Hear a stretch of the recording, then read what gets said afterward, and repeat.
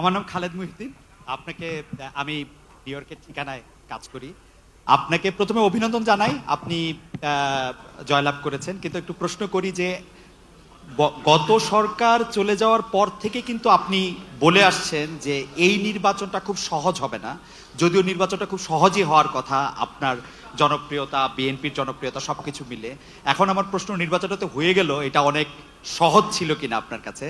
আর এই প্রশ্নটার একটা ছোট্ট লেজ হলো যে এরকম যে একটু অভয় দিলে বলি যে আপনাকে কোনো এই 200-র বেশি আসন পাওয়ার জন্য আপনাকে কোনো ইঞ্জিনিয়ারিং করতে হইলো কিনা?